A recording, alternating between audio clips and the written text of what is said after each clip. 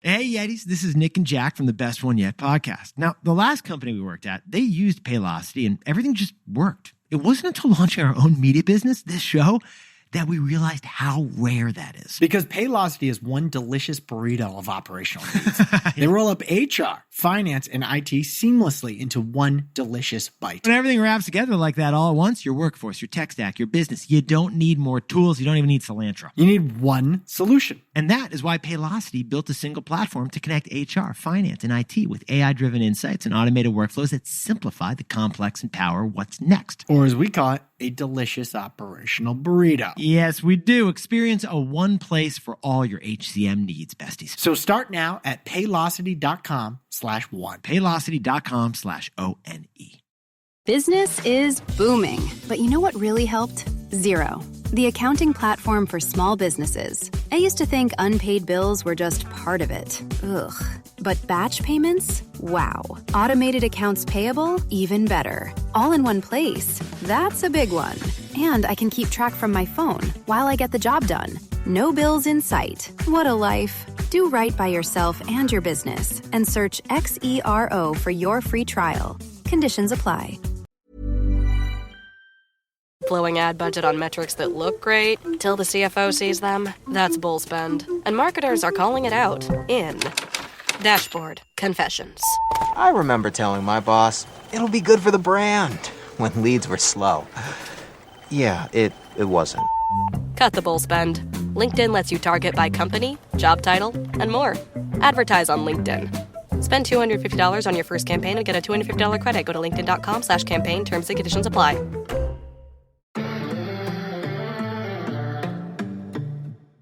Hello, everyone, and welcome to Tech Magic. I am your host, Cathy Hackl. This is the podcast where we talk about gaming, technology, innovation, spatial computing, AI, and everything in between. We are thrilled that you are here with us, and I am thrilled to be joined by my co-host, Lee Kebler. Lee, how you doing?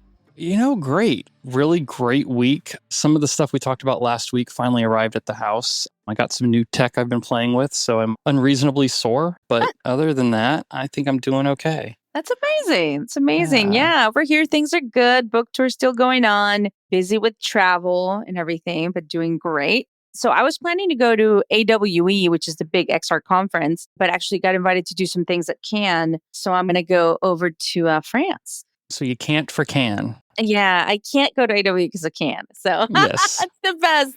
That's great. Yes. That's great. So yeah, sad to me say AWE, it's a big year for the conference, right? But It's their first one in California, or not in California, but in Long Beach. Yeah. Yeah. They've gone from San Jose next to basically it's Silicon Valley. Well, Santa Clara, they were in Santa Clara for a long time now than Long Beach because they outgrew the venue. So, and lots of people that I wanted to see there, but it's like, hey, I'm going to go over to France. You can only be in so many places at one time still. So. We're all finite resources. They're only one of each of us. So until our AIs don't do a lot of the work, we got to focus. So, hey, I do want to talk a little bit about some of the AI things happening right now. I want to get deep into it because there's a lot to cover in this episode. There's so much. This has been a wild week. Yeah. I know, right? So much. When this airs, we'll be close to a week out from Apple's developer conference, WWDC. Lots of potential announcements. No one really knows. What do you think they're going to talk about? And I'll give you my predictions as well. Well, I don't think we're going to hear anything about the Apple Vision Pro. I don't. That was the big thing last year. I do not think that's going to be on the conversation this year. It's still a little too early to talk about anything. Maybe a marginal exception would be talking about it going global and having a global launch. But past that, I don't think we're going to hear much about the Apple Vision Pro. We may hear a little bit about their relationship with Unity. And I only speculate that because I got my Apple Developers Conference email of hey, here's what's coming up. And immediately I got a Unity developer email of we've got big announcements ahead, but they didn't say what. So I don't know. That's me just kind of reading tea that's leaves. kind of sneaky. Yeah, there's something there. I mean, those two emails arrived minutes from each other. So I'm okay, they're probably going to maybe talk about, because they've downplayed that relationship. Well, JR, so the former CEO was actually in the front row. He wasn't going to be on stage, but during the last WWDC, he was actually front row when people were actually there. So we'll see what happens. I mean, it didn't help Unity's stock today. It's still dropping into the red. but we'll see. They've got their earnings report coming out soon. And so let's hope it's not another repeat of history. We'll see. Hopefully not. So I think we will definitely hear about a global launch for Vision Pro. I think they're going to talk about some of the development partners that they've got. They're going to focus on enterprise. That's my guess on what they're doing on the enterprise. So we'll hear a little bit of that. And then obviously, I think everyone is hyper-focused on what are going to be the big AI, generative AI, Apple announcements. Obviously, everyone's talking about the potential partnership with OpenAI and how Microsoft is getting upset about that potentially. So we'll have to see what kind of partnership they've And we struck. called that last week. Yeah. I know that there's this talk about what Apple's going to do with OpenAI, and there's a partnership bubbling up, and I'm still leery. I'm less leery than I was. It does look like something is bubbling in the background, but I had the same thought. You and I had the same discussion of what is Microsoft going to think about this? Who's like stuck their neck out in the early game to make sure that not only can they go forward, but that like they go forward with Sam Altman, right? Like, Yeah. I think we have got short-term amnesia over like how dramatic it was just a little while ago and how big of a part Microsoft played in that role for it to get undercut by Apple. I mean, like that's the game, them's the breaks, but like that still feels a little strange. So I don't know. I am interested in seeing that. But that said, they got to show something. Oh, well, they're going to show the new Siri. I'm sure the Siri X or whatever, maybe a new name. They're going to show the new voice assistant. I mean, trained on their new LLM or whatever. Like, I'm sure they're going to talk about a lot of that. But I think they are going to talk spatial computing just because I know plenty of devs from spatial computing apps and things that are going to be there. So there's a reason why they're there. Like, I don't think they would invite them if it wasn't because there's going to be some element of spatial in there. I'm going to walk back what I said and say I don't think we'll hear too much about the AVP. We might hear one other thing. And this is further down in our rundown, but it should be in this conversation. And that is Alchemy Labs, the creator of a number of great games. And I think that they were like a small indie lab that then went to Google, got a lot of funding. But you know them for Job Simulator, Vacation Simulator, things like that. They've been around since kind of the birth of what we know as mass market virtual reality, 2016, 2017 era. They finally announced that they're getting ported over to the Apple Vision Pro. Now, there's a lot of stuff for the Apple Vision Pro, but to me, this is like the first big, well-known, fully immersive title that has been announced. My question is it actually fully immersive, or are they bringing the gamification of Job Simulator into your actual home and still letting you see through the pass-through? That I don't know. There's not been any screenshots revealed. Like if you go and you play like Synth Riders is another big titled game. They just got nominated for design. Their design. Right. And they're in the Apple Vision Pro. But unlike when you play it in a VR headset, when you play it in the Apple Vision Pro, you still see your room around you and then they kind of bring the game into the room. I'm not entirely sure what Job Simulator is doing for the Apple Vision Pro. It may be the first, sorry, Apple, virtual reality game for the Apple Vision Pro. We'll have to see. We'll have to see. I mean, one of the things I wanted to do this weekend I didn't get to was put my Apple Vision Pro and do Marvel's What If, which is what came out last week. Yep. And I've heard great things, not such great things.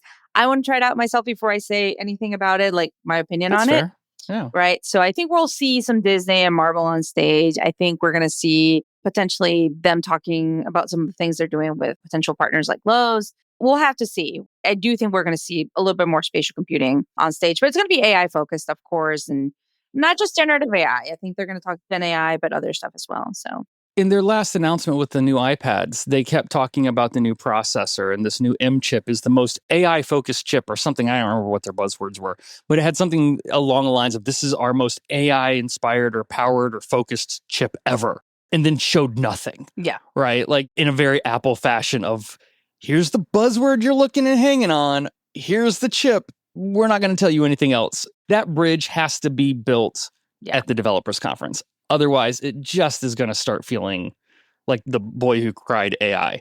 Like they gotta show something. Yeah, I'm sure we'll see plenty of things. It looks very exciting, and the people that are going to be on the ground, I think they're all very excited. So when it comes to other AI news, I do want to mention briefly the new TED AI podcast that launched, I think like 2 or 3 weeks ago. It's hosted I missed this. I totally missed this. Yeah, there's a TED AI podcast. It's hosted by Billy, who's very well known in the space of VFX and AI. He's a fantastic person. He actually is the one that interviewed Helen Toner, I think that's how you pronounce her last name, who was one of the board members at OpenAI and kind of really opened the can of worms on what had happened. It made all the news last week. And this episode shot to like one of the top podcast episodes in the US. And then his podcast became one of the top AI podcasts. Like it was like 2 spots under Lex Friedman. So yeah, I mean, congratulations to Billy and the TED AI team for the podcast. I mean, very successful. So definitely want to mention that because a lot of buzz has come to that episode. Other news, and I think you probably have a lot to say about this. So Edward Saatchi, who we probably know, I know him from my early days in cinematic VR when he was at Oculus Story Studio. I was at Future Lighthouse and we kind of met there. And then he's done really interesting things with virtual beings. They had Lucy. He created Fable Studio. So Fable Studio, and I knew this was coming because Edward had shared with me this, they're launching Showrunner, which is being called the Netflix of AI. And the idea and the concept is to let viewers create their own shows using AI. They had created an AI generated South Park episode that went viral last year. And now this is kind of happening. Anyway, what do you think of that? Like, I do think Netflix of AI sounds pretty enticing, I think, to investors. Yes. You know how that people do the yes and? I'm about to do the yes but. Yes, but. Okay. This is the yes but. It doesn't matter if it sounds enticing to investors. I mean, it does for the grand scheme of them, it does for them, but does it sound enticing to consumers? And this goes to something that we're going to talk about later. And this is like the shiny new. It seems to be chipping away. It's not fading. It's more like a bad fingernail polish. It's just kind of chipping away and my fingernail polish is chipping, so I feel it. Okay. And it's just kind of showing that the grand population is not that enamored. They're terrified of it, but they're not enamored by it. That sheen of the cool new is hurting. I don't hear a lot of normal people talk about AI unless it's well, our jobs are all at stake, right? Like they have a very narrow fear focus, and rightly so, to be completely honest. I don't know if people want to create their own shows. Creative people want to create their own stories and their own shows and their own songs for that matter. The only people who I think benefit from a lot of like the music creation tools that we're currently seeing are people who want music beds for their TV show, commercial, Instagram, whatever.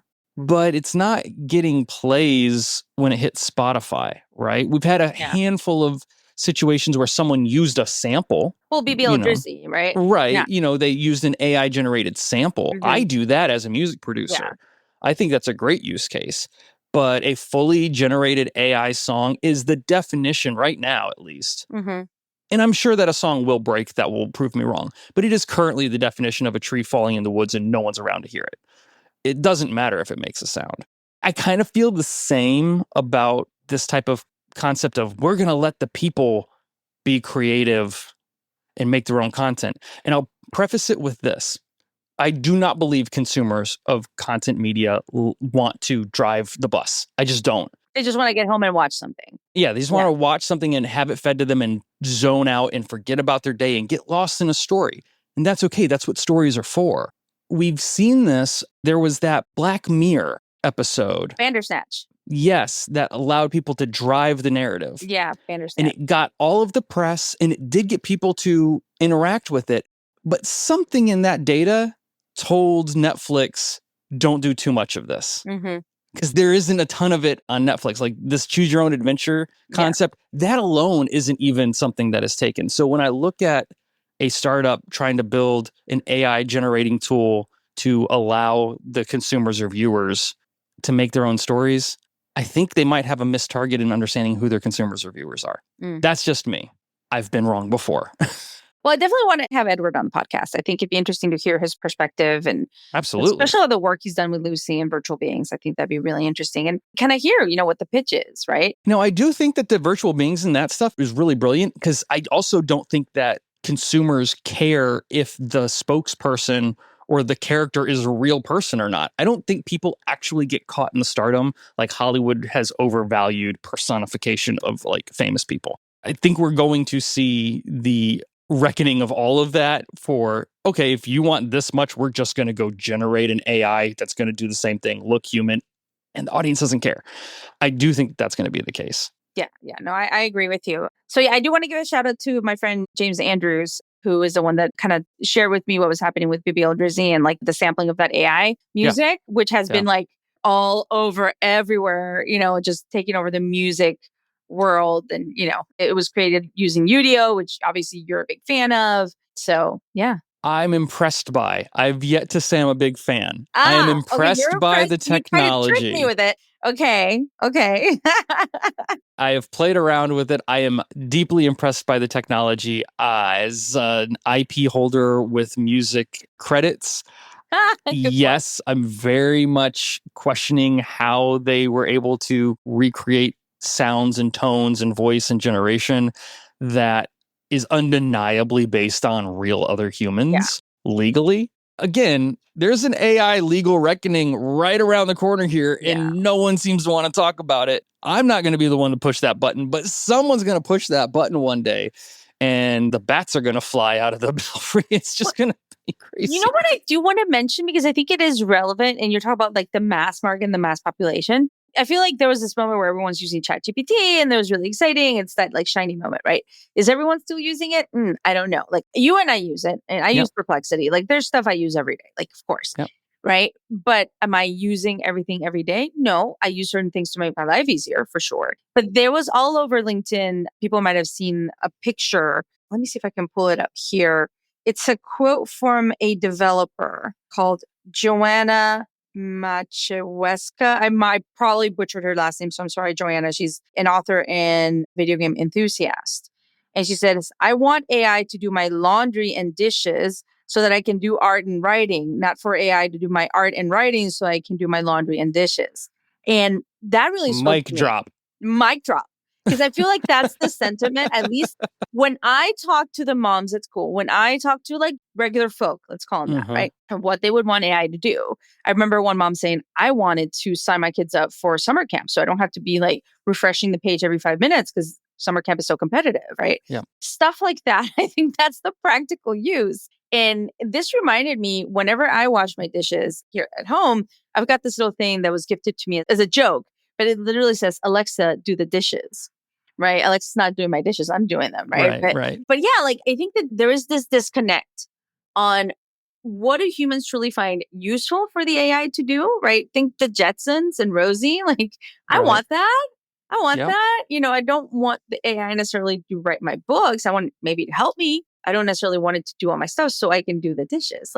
So I think that there is a reckoning there as well, not only from a legal perspective, but also from a societal perspective, on how much is being pushed and why is it being pushed to us and what do we truly want? Because I am a big believer that in order for AI to be truly useful to humans, it needs to be able to implement and execute in the physical world and do the dishes, fold the laundry. Like I do believe that is where it truly becomes truly useful for us instead of being like, let me get the shareholders a lot more efficiency. So. Well, and there's problems to that too, because like ideally, I don't like grocery shopping. I hate it. It's a chore that I despise. I don't enjoy doing it. There's nothing about that process. I really fell out of love with it when COVID hit and I was just at home and I was like, I don't want to go there. Now I'm like officially on the please, can I just order my groceries and have it delivered? Yeah, I'm an Instacart kind of user. I'm like, yeah. And that's why those type of services exist. So there should be something that fills that gap. That seems like a good use case of where AI can fit in. Do a quick camera scan of your kitchen with all of the doors open so it can see whatever utensils you have,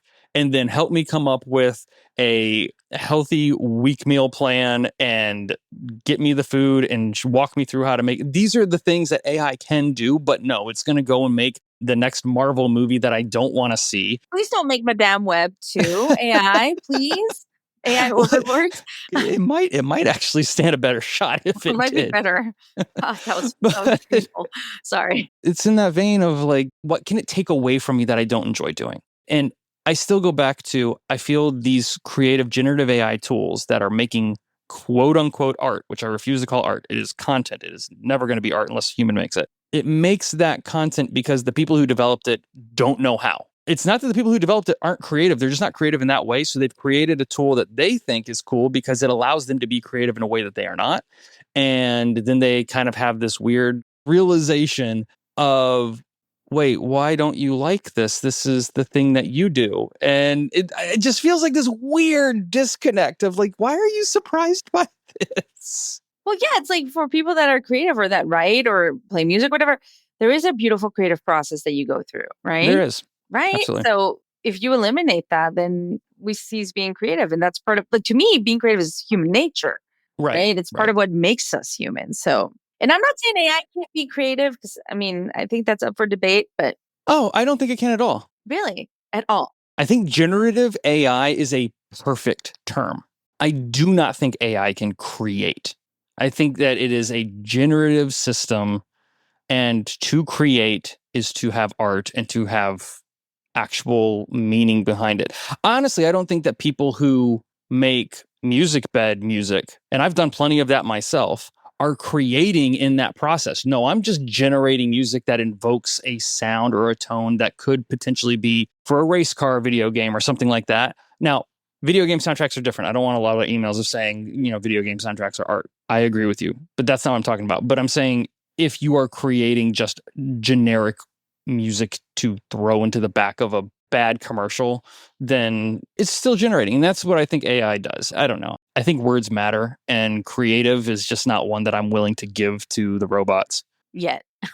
Yet or never? I don't know. I don't know. Never. Okay. Never. That's just me. That's fine. Like, I was at DC Blockchain Week a couple weeks ago, and I got asked a question if I thought AI would use a traditional banking system. And I literally said, absolutely not. I think AI is smarter than that.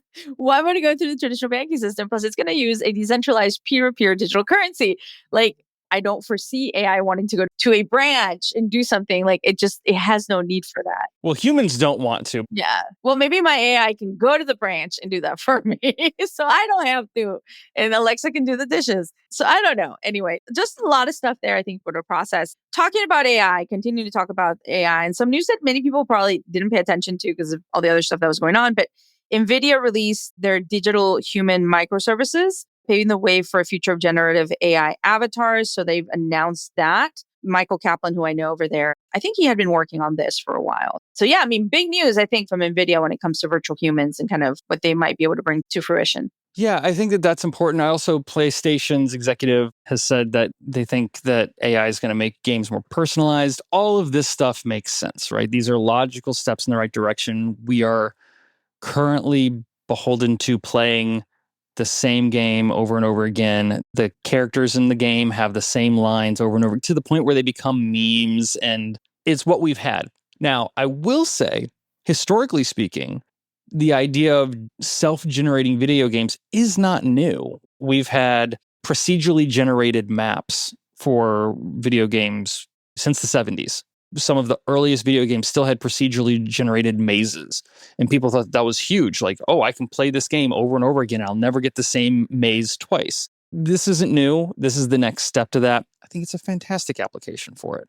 And I don't think it actually takes away from anyone who's a developer or a writer or anything like that. You're still involved in that process. It becomes a tool in your tool belt to make your game as a developer and writer stronger.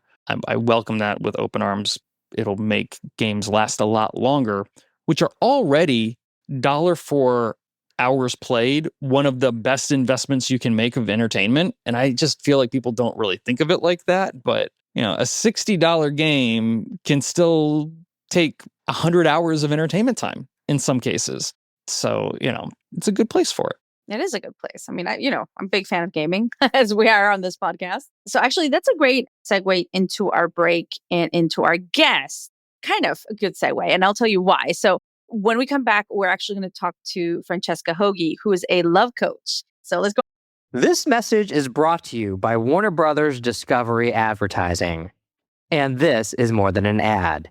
This is an invitation to be part of the stories the world can't stop watching.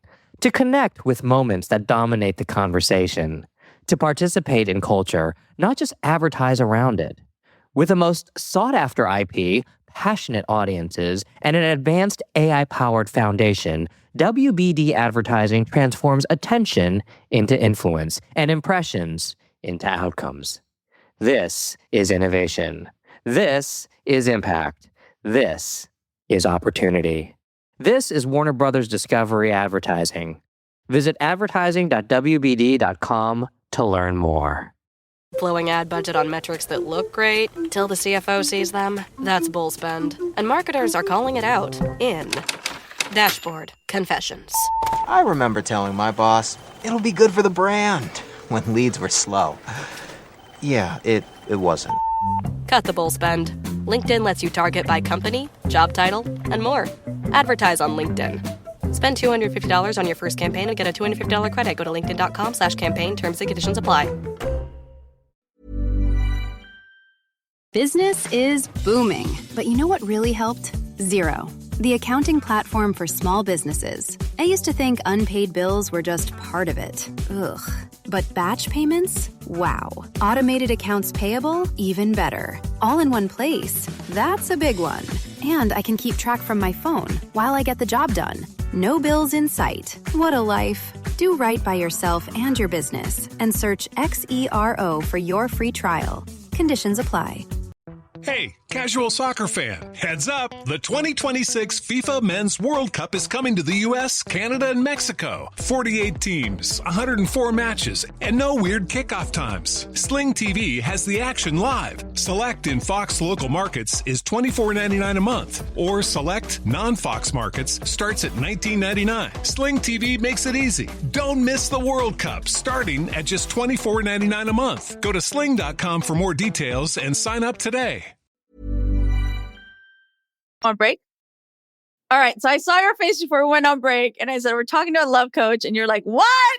So I got introduced to Francesca shortly after she gave a TED Talk in Vancouver on love and everything. She used to be a lawyer, used to be a corporate lawyer, and now she's a love coach. And she just got back from House of Beautiful Business, did a wonderful talk there. And I wanted to talk to her about the current state of dating apps, right? So another part of technology which on a personal level, I have been testing because I am now a divorced woman who's out there dating. So yeah, and I haven't shared that really publicly in many places, but yeah, there you go. And I do share that part of that in the interview. But when she and I started talking about the current state of the apps, at one point I got into a conversation about, I want to see more people dating in video games. And I know some people do, but I think that there's a huge opportunity there because what if you're actually meeting someone to go finish a quest? And you kind of have to collaborate with them and do something with them. And then eventually meet in the physical world, obviously, because we want to take it there. But there's so much lacking right now in the current dating apps and the ecosystem. It is so horrible that I'm like, wow, I would have so much more fun if I met someone in a gaming space and did a quest and kind of be like, let's solve this or let's build this, right? So that's why it's a good segue into the interview. And I know that there's eyebrows raising of dating in video games. That sounds right. There's still a group of people, but so my wife and I, we've been married for a very long time, but we still technically met online. We were introduced by a mutual friend over AOL Instant Messenger back in the Stone Age. And then we got coffee in person and we immediately added each other to each other's top 8 on MySpace and started dating just to completely, age yourself here. Yeah. Yeah. Just to totally age myself on this. Even back then, we had a completely different response from a handful of people of you met online? You didn't meet in person first? And I was like, no, we were introduced by a friend via Screenless. And now that seems so ridiculous that anyone would even have that thought. So anyone who's currently having this thought about virtually dating first, you don't get it. You don't get it. A lot of people meet on dating apps, right? So I'm like, why don't you take it then to the gaming world? I know people I was talking to an Uber driver the other day who told me he met his girlfriend in a video game. And I know there's apps for gamers that want to date, but there's still the same type of app and algorithm and all this stuff. And I'm just no, I think there's so much there. And I don't know if you remember, but during David Baszucki's keynote for Roblox, for the Roblox Developers Conference, one of his predictions was that people are going to date more inside gaming platforms. And I'm like, absolutely, I could definitely see that happening. So she and I get into the current state of the dating apps, but also talking about that. What if people were dating gaming spaces? Because it just, someone like me makes total sense. But like you said, some people listening to this are probably going to be like, absolutely not. That sounds crazy. But most people are already dating virtually. So I don't know. I think that there's some really interesting things there. So let's go to Francesca's interview and then we'll come back. All right, everyone. On Tech Magic today, I have the pleasure of having an amazing guest that I have been waiting to talk to. Amazing. Francesca Hogi, welcome to the pod. Thank you so much for having me. I'm very excited to be here. I am so thrilled you're here. We both just got back from amazing experiences. I went on safari, as everyone listening to the podcast knows, and you were in Tangier for House of Beautiful Business, right? You were in South Africa. I was in the northern part of Africa. It's just kind of waving at each other across the continent. Yeah, so the House of Beautiful Business, which is this incredible agency, they host this conference. It's called Between the Two of Us. And it's all about how to just bring the magic of connection into business and to how we do business. And that's so aligned with how I approach my work, because I think the simplest way of describing what I do is that I'm a love coach, right? That's the simplest way of describing it. And so I think some people might be like, well, why was a love coach speaking at a business conference? Yeah. Was she on a tech podcast? We're definitely going to get into it because it's all related. It's all related. And certainly technology is hugely related to how we are interacting with each other. Obviously dating apps have really taken over and really changed dating culture.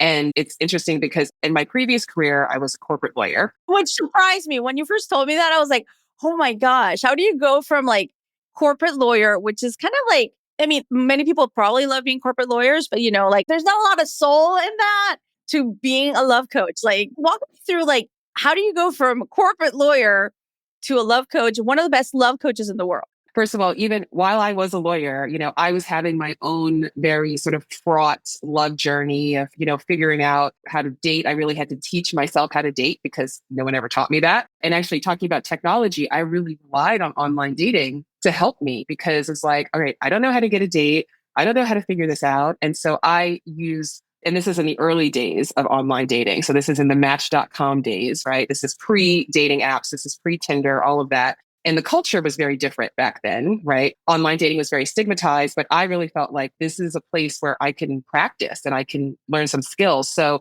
I started that journey as a lawyer and I learned a lot. And so I started a dating advice blog back when I was still practicing law, just because I was like, wow, I've learned all these things. And I see a lot of people struggling with a lot of things that I used to struggle with, and I can help them. And so these seeds were kind of being planted, and being a corporate lawyer is certainly not the worst job in the world, but I really felt like I want to give my energy and my time and my talents to something that's really enhancing people's lives. And then I wound up finding out that there was a matchmaking institute and that there was a matchmaking school. And I was like, what? And my mind was blown, and they had conferences. And so I went to this matchmaking conference because I just wanted to check it out. And I met all these matchmakers and I was like, wow, these are just regular people whose job it is to help people find love. What could be more rewarding than this? And so I went to matchmaking school and I got my matchmaking certification, and I just started working as a matchmaker. I worked for another matchmaking agency, and I also started my own business. And at the beginning, I think I was actually very naive, because I was like, oh, I'm just going to introduce everyone to their perfect partner and it's going to be great and everything's going to work out. And what I very quickly discovered is that it's not that simple, and that relationships are complicated. People's relationships with themselves are so complicated. Their relationships with love, with romance are very complicated. And so there wasn't really this quick fix of I'm just going to keep introducing you and then kind of hope it all works out. And it became really clear that the people that we could match were the people who were really open to looking at themselves, thinking about themselves differently, thinking about love differently, thinking about compatibility differently.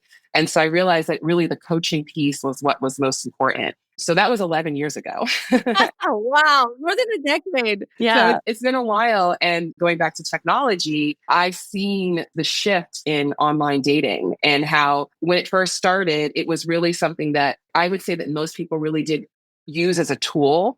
This is a tool for me to meet people so I can connect in real life and go on dates and meet a partner. But then once dating apps and, Tinder was the one that really kicked this all off, that really started to shift the culture, because once dating became this gamified thing, then people started to interact with them differently. The goal was no longer so much as oh, I'm here to get off the app. It kind of became, oh, well, now I'm here and there's all these people and I can just keep swiping in this gamified approach to relationships. And we can see how that's really impacted the culture, to the point that, most people who are on dating apps never go on a single date. right? Yeah, that baffles my mind. Yeah. So even to call them dating apps is a bit of a misnomer because it's like you're not really dating unless you're actually going out You're and actually meeting going on a people. physical date in the physical world. Yeah, yeah, yeah. Yeah. And so this moment that a crisis that this whole digital dating industry is in right now, I think it's totally understandable because so many people,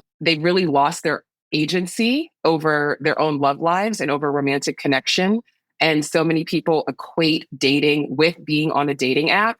And I think that's a huge mistake. And so in recent years, I had already really become much more evangelical about empowering people to really own their own romantic connection and own their ability to meet people and to form great relationships. And going back to business and how I found myself on a stage, at a business conference, and I have worked with brands because I think we all have an opportunity to really re-energize and really re-empower ourselves around human connection. And particularly in the dawn of, AI, and we are more and more being marketed these quote AI solutions to human connection. I'm sure you've seen all of this like kerfuffle, this big Bumble stumble. Bumble stumble. That's such a great way to put it. The whole Bumble stumble has been, yeah. I mean, I feel like in general, like the dating apps are in this moment of like transition or chaos. I don't even know what to call it. But yeah, the Bumble stumble. Like maybe tell folks a little bit about what's going on there. So number one, Bumble has undergone this big rebrand. And so Bumble, if anybody's listening is not familiar, is, one of the biggest dating apps in the world, other than Match Group, is the big dating juggernaut that owns like most of the dating apps that people use, from Tinder to Hinge to all sorts of things. But Bumble is its own company. It was founded by one of the co-founders of Tinder. And it was initially founded as being this feminist dating app, very women-centric. Women had to make the first move, so send the first message. And that was a really empowering message that I think really did appeal to a lot of women. I'm like kind of sick of getting these creepy messages, and this gives me a little bit more control over the experience. But what's happened is that Bumble, like all of these apps, really the incentives are misaligned because just as a gym doesn't want you to come in for 3 months, get in great shape, and then cancel your membership and never return. Yeah. Yeah, because then the business model for the gym or the dating app or whatever falls through, right? Yeah. Right. And so I think what people are seeing now is that, oh, wait a second, these apps profit from my search for partnership. They're not incentivized for me to actually find partnership. So people were getting really frustrated anyway. But then recently, Bumble has undergone this whole rebrand, and they launched this advertising campaign that, just so bad, so bad. And part of the frustration that a lot of people, especially women, are feeling with the dating apps is like, okay, that's it. Like, no more dating, no more dating apps. And so Bumble launched this campaign that was basically like shaming this idea of celibacy. Like, oh, good and well that celibacy isn't the answer. Get back on Bumble kind of attitude. And it was very flippant. It was very, really disrespectful of their customers' experience and why people had that frustration. And it just has exploded. It has just backfired on Bumble in a huge way, to the point where now I think my algorithmic lane on social media is probably a little bit different than maybe most people's, but yeah. right. However, a lot of people are just like, that's it. I'm just done with apps. Like, I'm done with Bumble. I'm done with all of them. And so there's this real moment of crisis. And then contrast that with Whitney Wolf Herd, who is the founder of Bumble. She's no longer the CEO. She stepped down late 2023, but she was recently on stage at a conference, and she's talking about this AI dating concierge technology that Bumble is working on. And she was really extolling the virtues of it, how it's going to take over the search for you. And now you're not going to have to go through all these profiles. It's just going to show you the 3 profiles that are perfect for you. And this is incredibly concerning. Yeah, it's like, have my AI talk to your AI so you can find a match. Like, tell me more about that, because at the end of the day, what you do is human connection, right? It's love. Yes. But it's human connection. So that's of interest to any brand. That's of interest to any business. When we give up the autonomy that we have as humans to do that to an algorithm, to an AI, you're obviously talking, it's concerning. I find that too concerning, like the idea of like, have my AI talk to your AI and my AI will figure out if you and I are a match. Tell me more. As I said, even before this AI explosion, we've already seen what is happening to people and their ability to connect. We see this in Gen Z. We see how little they're dating, how few relationships they're having, how they're having less sex than any generation in history. And they're the first digital native digital first generation. So I think that what's happening with Gen Z is a really tangible example of how this technology first way of interacting with humans is really, really diminishing our ability to connect. And, the mental health crisis, the loneliness pandemic, all of these issues that are stemming from the fact that we are so dependent on technology for connection. So when I hear these, whether it's Bumble or any other platform really marketing, oh, we have the solution for human connection is more technology, is to go deeper down this hole and down this path. I think it's really irresponsible. And I think that if we care about the future of humanity and we see, oh, climate change is important for future generations and addressing that, we think that education and healthcare, this is important for future generations and addressing these issues,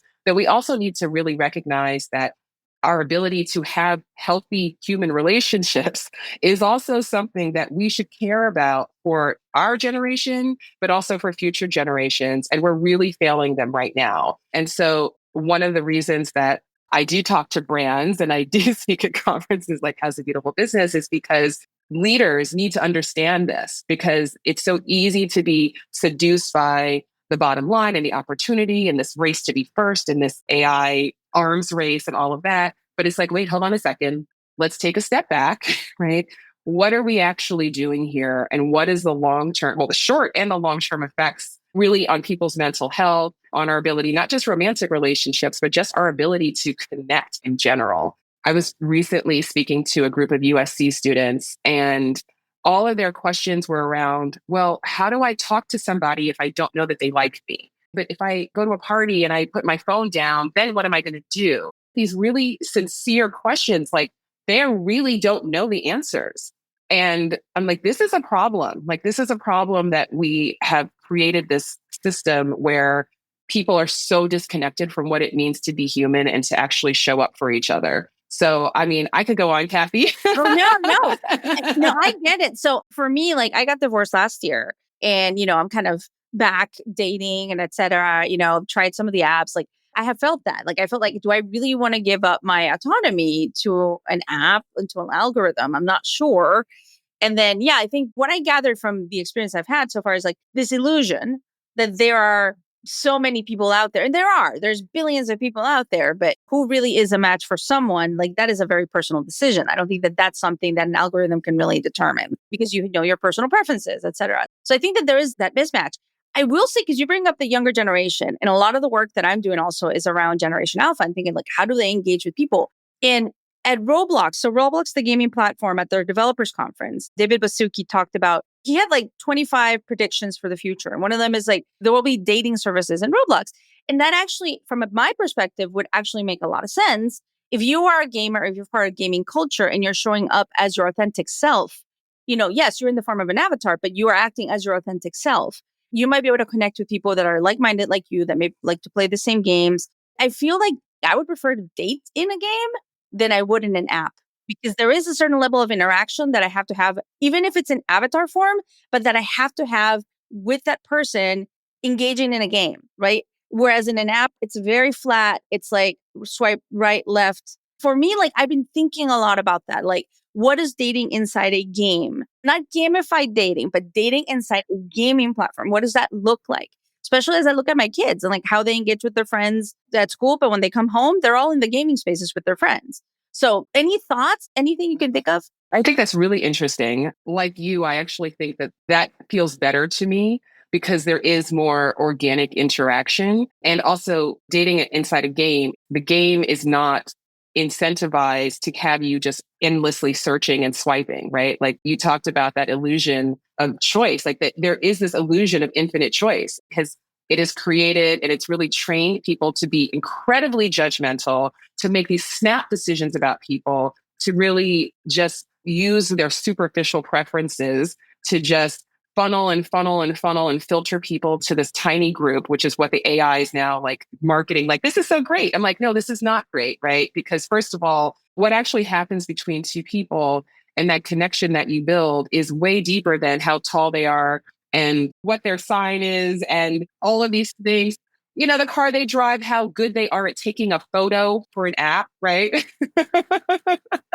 And so I actually do think that does sound more promising because, again, it is really about people who are already interacting. You're getting to know people, you're getting to know their personalities, and then you're layering on the dating. And for a platform like Roblox, like, sure, because those people are not then going to delete Roblox. Yeah, they're going to stay in Roblox and play other things. But like, I wonder, like, let's say I create it, right? And it's kind of like dating quests. And like, you meet up with someone and you go on a quest together.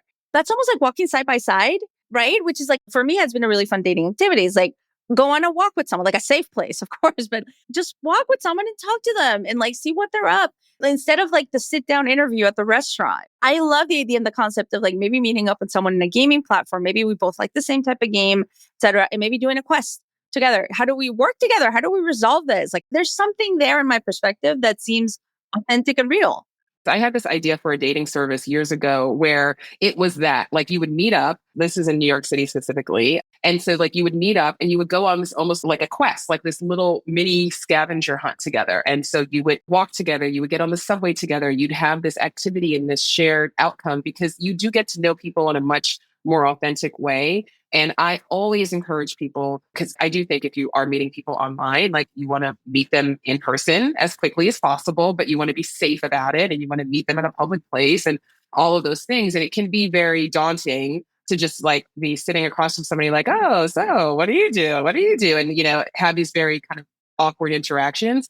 And I'm always encouraging people, get that coffee to go, take a walk in the park. Go get us ice cream and like eat that ice cream as you walk because you're going to have a much more authentic way of connecting with each other and also just seeing how the other person interacts in the world, how it feels to be with them more so than just staring at each other, feeling like you've got to answer all these sort of interview questions. So it's interesting that you say this idea of like a dating quest within a game because I'm like, yeah, that's actually what I wanted people to do and what I encourage people to do IRL. And I do think I don't want to sound like I'm a Luddite or I'm anti-technology. I just want people to use technology in ways that foster human connection and for people to realize that many of these platforms, that is not their goal, right? And so if you are giving them all of this power, you're giving them all this control, and then you're wondering why it's not working for you. You're wondering why you feel more disconnected than ever. You're wondering, is it going to take a miracle for me to go into the world and actually meet someone?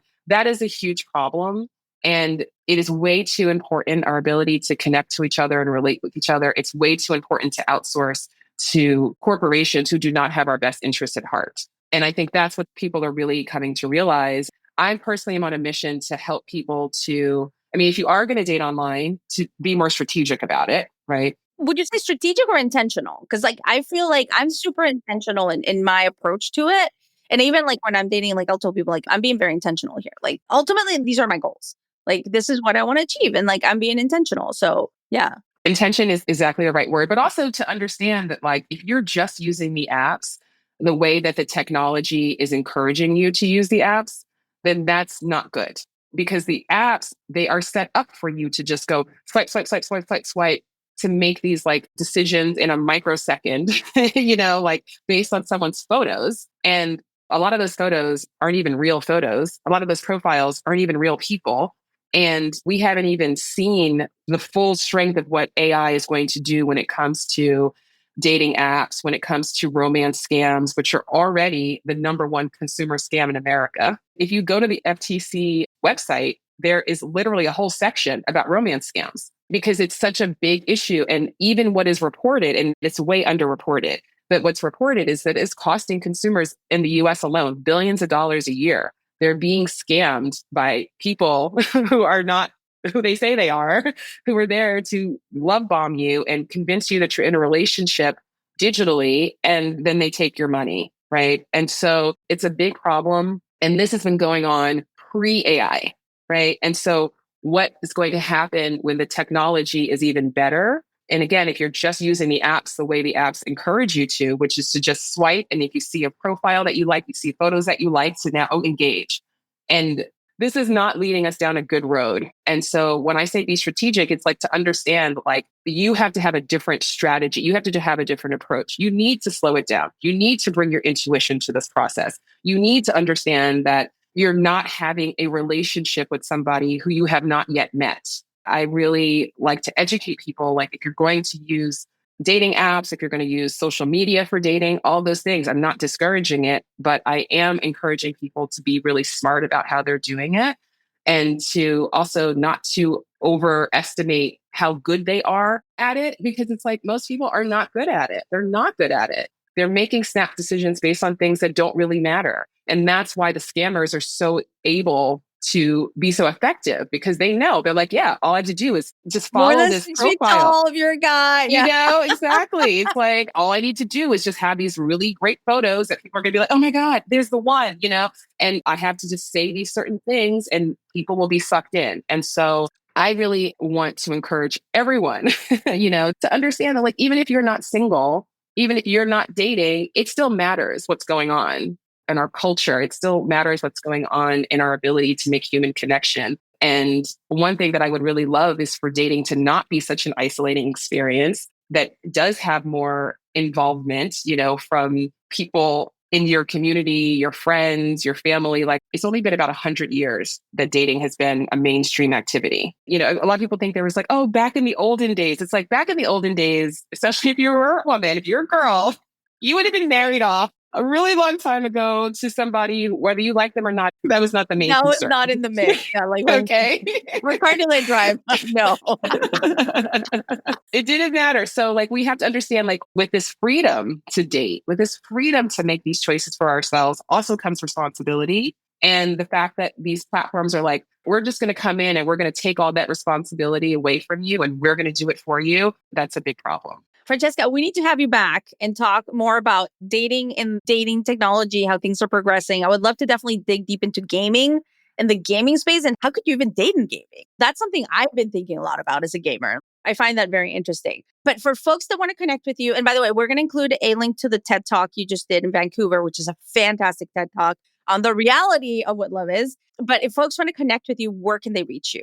So I'm pretty easy to find. I'm Dear Franny on all social platforms. I also have a podcast called Dear Franny, so they can find me there. They can reach out to me there. Like I said, I work with brands. I work with individuals. I do some group coaching as well. But yeah, I'm really on a mission to just really empower people to know that we can use technology, but we also have within us an ability to connect with each other that is independent of technology. And let's not lose sight of that. All right, Lee. So that was a fun interview. Yeah, I think that there's some really interesting stuff that could happen with gaming and dating. I mean, those are two generations demographically. I mean, the dating cohort and the gaming cohort. And a lot of the younger people are players and gamers. Well, of course they are. They were forced into taking school for like 2 or 3 years virtually. All of us were forced into these horrible office coffee sessions to try to like create some type of bogus connection between coworkers on Zoom, right? We've all been through the ringer on like the camera to camera meeting without having to see people. And we've gotten used to that. Gaming itself makes it more interesting. Virtual reality makes it more interactive and immersive. And VR chat is a really good example. I think that there was this HBO documentary a year or two ago called We Met in VR. Yeah, VR chat. Yeah. It's about VR chat and the dating scene of VR chat. And not just that, but also the social scene and how people are creating social groups to do everything from lessons in different languages. There was one about this girl who had started a sign language course. It was really endearing. It was absolutely borderline tearjerker how amazing the work she was doing in this documentary was. But it was really about dating. And that's been a thing. You know, that's not new. And those relationships do meet in real life. And there have been more than just a handful of those relationships that have led to long-term relationships and marriage for sure. And they're announced all the time. Yeah, it was a really interesting interview. And I think that, you know, there's a different perspective there when we dig not only into the dating apps, but like gaming, like what could come next for dating. So that was a great interview. I do want to kind of touch on a couple of investment news for the UK virtual production Dimension Studios, who just got a US investment to fuel their international growth by Growth Catalyst Partners, GCP. All I have to say is welcome to the GCP family, because GCP is an investor in Journey, the company I co-founded, where I'm still a co-founder and investor. So congratulations to Dimension Studio. Dimension Studio has done amazing work in everything with volumetric. They've done great work with NARS and a whole bunch of different brands. So congratulations to Simon and the team over there. So I want to mention that. I want to talk a little bit about hardware, and then we'll get into maybe some tech and law, because I know that's like a hot topic as well, future of the internet kind of thing. But from a hardware perspective, the last couple of days making the news is the world's first screenless laptop. Oh, yeah. Yeah, which you put on it's got this little keyboard, and then you kind of look through these glasses. And That word screenless needs a big old asterisk on it, though, because like you're putting on glasses, those technically have screens in them. You're just moving it, but it is cool. I don't want to downplay it. It does kind of look like the laptop we all thought we were going to have by the year 2001. It feels like a little Minority Report kind of like, that kind of vision. So that looks interesting. Am I going to buy one? No, not really. Even though I'm a super early adopter, like I'm not quite there. I still haven't gotten my Humane AI pin or my R1 Rabbit, so I'm waiting for those. Hey, I'm sorry. I don't. It was like at this point, like, don't send it to me. Literally, I was like, should I just message and say I don't want it? I'm going to interject really quickly about this laptop. While you said you aren't interested in it, I actually think I would be. Ooh, do tell. And this comes from my background as a music producer and a DJ. There's a lot of screen time that happens when you produce music, and specifically when you're a DJ, now that everything has moved over to control vinyl that plays off of your laptop. You're still using turntables like what I have behind me, but it's playing music off of a laptop that you're manipulating. And it becomes cumbersome to have a laptop that you're looking at a screen, 2 turntables, a mixer. As a musician, music producer, you get used to it because you use the tools you have. But I could definitely see a world where I just put on glasses, and when I look up, I can see the screen, and when I look down, I can see my equipment, which would parlay to just about any other industry where that's the case. And so I see a need for something. Trading, financial services, day trading, all that kind of stuff that could be. Do I want to use it for Instagram? No. I don't, Yeah, I get it. Talk about Instagram, some meta news. This is exciting. So 2 things I want to share. And this is like, not a lot of people know this, but I just saw it on LinkedIn. And I want to shout out to our friend, Tom Emmerich, great friend from the XR industry. He was at 8th Wall when they got acquired by Niantic. Where's the Niantic? Now he's actually moved into a new role at Meta. So Tom, congratulations on your new role. We're really excited that you've joined Meta as part of the mixed reality team there. So congratulations, Tom Emmerich. Also, Meta is reportedly developing new AI-enabled headphones with cameras. Once again, once AI can see the world, that just is a different game changer. You start to train the models on current scanning of the physical world in real time, takes it to a different level. And like we've talked about in this podcast, you and myself, Cambrian explosion of new hardware types across the spectrum in the next, 6 to 18 months. And there's also a startup called IO that thinks its Gen AI earbuds might succeed where Humane and Rabbit have stumbled. It's called The One. So more headphones, like a lot more headphones coming to the market. Yeah. Okay. I mean, I don't mean to downplay it, but it is just kind of like, sure, more headphones. I'm wearing a $30 pair of COS headphones that I love because they're comfortable. They're wired. I don't have to fight and fiddle with Bluetooth. Yes, that makes me a cranky old man, and I get it. And they fold up, and if I break them or if I lose them in my backpack, I don't care. If you try to sell me on a $400 pair, and I'm not saying that's the price of these, I'm just giving me a moment on my soapbox, like a 4 or 5, whatever, how many $100 pair of earbuds that I can lose, that can fall in a toilet, I just don't want to. I carry them because they're tiny. And I'm like, I don't want to deal with something big in my purse. I don't have the space. So the best pair of headphones that I ever had, and I know it sounds like I'm biased because I spent so much time with him and he's my from homie. No. He's my homie, but Will.i.am, he released a pair of headphones, and it was the most brilliant design I'd ever seen when it came to earbud created headphones, because they had a string that went from side to side. So you wore them, it draped around your neck. And when you were done, you took them out and they magnetically snapped in front of you and they hung like a pendant. Oh, that's fantastic. You don't lose them. And you cannot lose them. It was a brilliant design.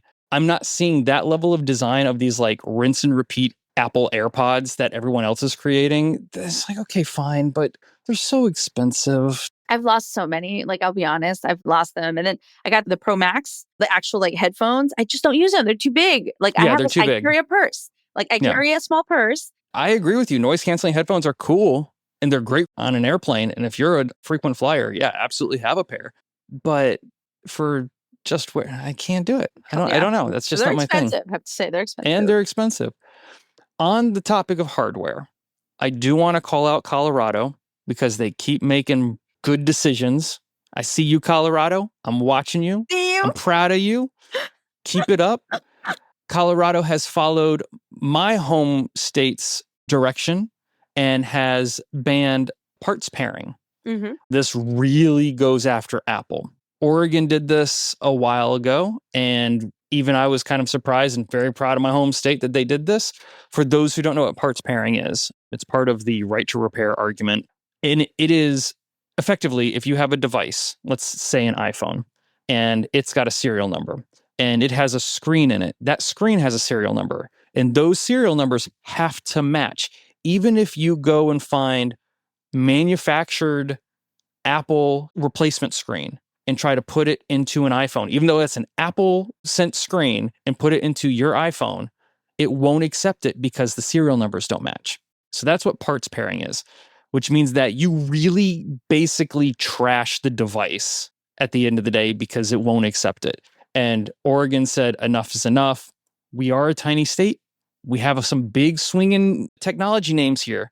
You know, we got Intel, we got NVIDIA's got a satellite office here. We're not Nike, and we do sell a lot of technology. We're not Silicon Valley. But to see Colorado follow suit and say, yeah, you should be at least able to supply OEM parts and repair is a good step in the right direction. And I do also want to be clear, this isn't just the anti-Apple thing. This goes all the way to devices you probably don't think of, like John Deere tractors. John Deere is a big part of this argument, as well as are a bunch of other large name companies that you would never think because they don't necessarily impact you immediately. Apple just seems to be kind of the low-hanging fruit, no pun intended, when it comes to this target. But good on Colorado. I'm happy to see it. So 2 more bits of news before we go to Dispatch from the Fringe with our producer, Lily. Hardware also. Microsoft has confirmed layoffs in the mixed reality department, but they're going to keep selling their HoloLens 2 headset. So do you think we're going to see HoloLens 3, or a new version of something? The only thing I can think of with this, I saw that, and the HoloLens 2's kind of getting a little long in the tooth, right? Like, it's been around for quite a while. It's still an amazing device, let me clarify, but they just didn't get it out to the masses. It's not a mass market product. They did get a very generous, from my understanding, military contract. That's really what kept that product going.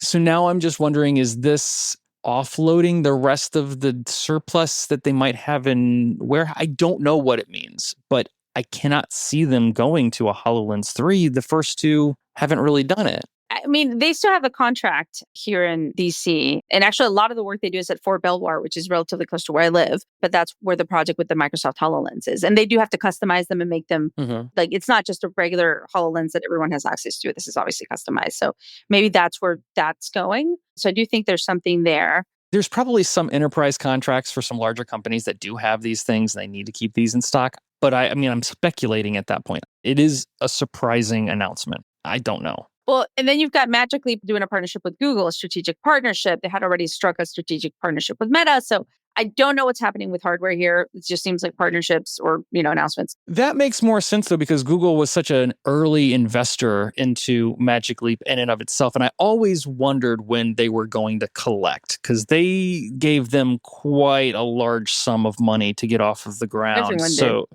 Everyone did. But Google was that North Star that they pointed to of we got Google invested, don't you want to invest? And that's kind of the beginning of that snowball, and they raised billions off of it. I've always wondered when Google was going to come in and say, come on back. We'll see what comes from that. Hopefully it's something interesting. All right. So now I want to turn to some news. This is the last part before we go to Dispatch from the Fringe. Couple news things that are happening. New York is reportedly about to restrict social media algorithms for teens. Yes. Algorithms. Yes. Keyword algorithms. So let's chat about that. I think that's, like you mentioned, it's smarter to say that and then social media, right? Because it's regulating an algorithm. Yeah. I'm still not thrilled that it wasn't on a federal level, right? I still think it still leaves wiggle room. It makes it difficult because it's just another one of these state barriers that makes the whole system hard. But countries are hard. Countries based on states are even harder. So we're kind of learning all of that as we try to figure out how to rein some of this stuff in. Now, where Florida has done something similar, Where I didn't agree with the policy was they just said social media. There was very little definition of what that meant. What is social media? What qualifies as social media, right? Are Google reviews on Google Maps social media? Because technically it's got a voting system. You can you can upvote, you can downvote, you can communicate with people, you can leave your comments, and you can leave stars. It's basically an active feed, but I highly doubt that the state of Florida thinks that that's a social media platform. But they didn't define it, right? So there's these questions. What I like about this is that specifically New York did something a little bit smarter, surprise, surprise, and basically said, we're just going to look at the algorithm, not the actual site itself. Does the algorithm create some type of social media structure based on X, Y, and Z? And I will get into the law later so we can come back and do a deeper analysis of it. Okay, I'm cool with that. That makes sense. It's as if someone thought about it for 15 minutes before they made a law. Like that, I can at least get behind. I still wish it was on a wider level. We all need to be on the same page for something like this, but this at least makes sense. Maybe it's the thing that does allow some talk to finally happen in DC and say, oh, it's the algorithm, it's not the site. If New York is doing that, that's a huge signal sent to lawmakers here on the Hill. Like they will pay attention. Yeah, because the Hill seems to go after the website. That's all they go after. They don't know any better. I do think it sends a signal to the Hill here. And last week, I was at the World Economic Forum, the Global Technology Retreat, on a panel on the future of the internet.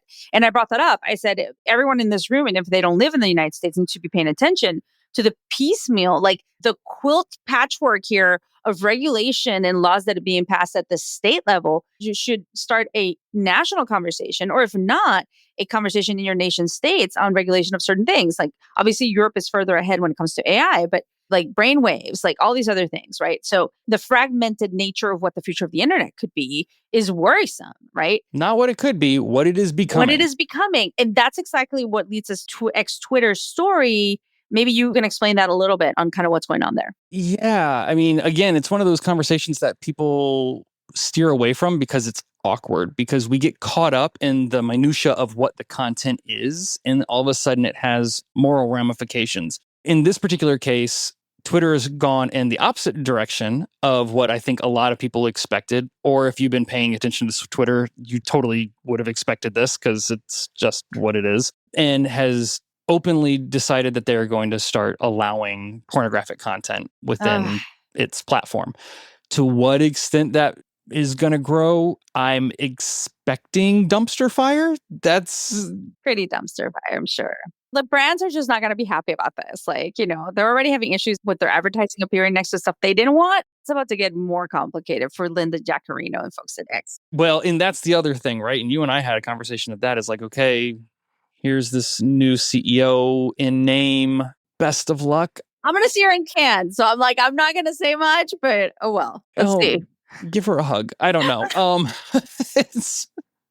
But this is a striking change from what most platforms have locked down and said, no, we're not going to allow this offensive content. We're not going to allow things that are going to be questionable. We're not going to allow things that bring in pornographic content or things like that. And Twitter's like, well, okay, come on over here then. Which maybe it's a play just to try to get people to migrate and utilize the platform for something. And honestly, it might work. I don't know. But the question I have is, as states start banning social media algorithms, you see age brackets go in Florida for access to social media in general. And then you see Texas make a very stern ban on pornographic websites, which have removed a ton of websites from their access that the rest of the country and the rest of the world have. Remove the moral conversation of that and just look at it for what it is. I don't know what that means for Twitter in Texas. I mean, doesn't he live in Texas? Like, doesn't the owner of Twitter reside in Austin? I'm confused here. I don't know. And if it's allowed, is it a play to pick up the traffic that was lost by the ban? These are all the gray areas of these type of conversations. And again, this is what happens when a state takes it upon themselves to ban a specific mass content. I'm not saying that their reasoning for doing it is wrong. I'm saying the practice of how it's been done by a state-by-state basis creates these very nuanced problems for platforms and for people who use those platforms. This was just announced today. Who knows when it's actually going to go into effect? It might go into effect way faster than we expect. Because this definitely feels like one of those things that is just one of those, well, okay, the boss said flip the switch, so you flip the switch. I don't know. We'll see. But it does cause for a lot of really interesting questions in the future on what their law will and will not be enforced on. And time will tell. Time will tell, but I think it's that signal of like this very splintered nature of the current state of the internet. And if you look at the future of the internet, even more worrisome. Yes. Right? And yes. what does the internet become? So Just going to keep going. Yeah, I don't know. I don't understand why more people are not paying attention to this in general. Because as we said at the beginning, people consume the content. They don't necessarily want to create it. Yeah. So. Here we are creating, so it's all good. And now I'm going to go to our producer, Lily, who is doing Dispatch from the Fringe. She is back from her vacation. And we're going to be talking about regrowing teeth. I don't know. I hate going to the dentist. I go and I do sedation dentistry because I get really traumatized. I'm not a big dentist person, so this one's got me a little weirded out. So, all right, Lily, take it away. Hello, Cathy and Lee. Welcome to this week's Dispatch from the Fringe. I am back with a story about a new drug that will help you regrow your teeth. That's right. A team is trialing this drug on humans for the first time in a few months after its success in animals. They have been able to regrow teeth in mice and ferrets, and they're now going to use this drug on humans who are missing at least one molar. And they hope that this drug will be commercially available by 2030, which is pretty wild. So researchers discovered that the medicine itself deactivates the uterine sensitization associated gene, USAG-1 protein, that suppresses tooth growth. But by blocking the USAG1's interaction with other proteins, encourages bone morphogenic protein signaling. And that's what triggers a new bone to generate. So this is pretty cool since about 5% of adults in the US are missing a tooth, which can happen for a lot of reasons. So the molecular biologist and dentist on this case, Takahashi, has been working on tooth regeneration since 2005. And he hopes this treatment won't just be for congenital dental conditions, but for anyone who's lost teeth at any age. And that is your dispatch from the Fringe. Okay, Lee. So, world's first tooth regrowing drug will be given to humans in September. It's about time. I actually had this conversation with my childhood best friend growing up. Are they a dent? Are they? No, they're not a dentist. Okay. No. They are in the medical field. His dad was a doctor. His mom was a nurse. And we were hanging out at his house and he had broken his arm. And we were talking about like his arm growing the bone back together. And I just will never forget him saying, I don't understand why I can fix my arm, but if I get a cavity, I have to go get a chunk of it drilled out and filled with metal, or now it's like resin and porcelain or whatever. And I can remember being like 8 or 9 years old and going, good point. Why are our teeth different bones? So yeah, it's about time. It's about time. Great. You've been waiting for this for a while. Yes, let's grow some teeth, y'all. Some teeth. Do it. Yeah, I don't know. Ooh, yeah, I don't know. That just weirds me out. But anyway, let's see. I just want to know if they have to like take the tooth out, plant the new tooth seed, I don't water want to it. know. It's too much. Wait for it to grow. Right. It sprouts. Oh my God. You know what? You know what would be really challenging for me to be to date a dentist? Like, I don't know if I could do that. That would be hard. It's tricky. Open to it. Who knows? But anyway, that'd be really tough for me to do. Anyway, so let's wrap it up, Lee. Anything you've got planned coming up over the next week or so? Are you going to be paying attention to Apple? Oh, Apple for sure. Apple for sure. We'll see what happens there. I still think whenever we see an Apple announcement, we typically get a runoff of a bunch of other companies kind of like ride that coattail of different announcements. So you never know what's going to come up. I can't imagine Meta doesn't announce something, even if it's just like some new game titles or something like that. They typically will try to align a little bit to grasp a little bit of that thunder back, and I'm absolutely rooting for them to be able to do so. But yeah, that's it. You just kind of allow Apple to go first and then put your ear to the ground and hear what you hear. We'll see.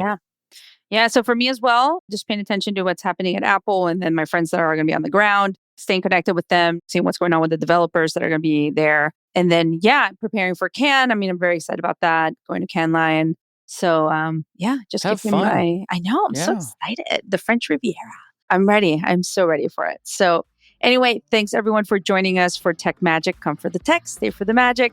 We'll be here next week with a lot more news and definitely talking about any of the Apple announcements that might be coming out. So, anyway, we'll see you next week.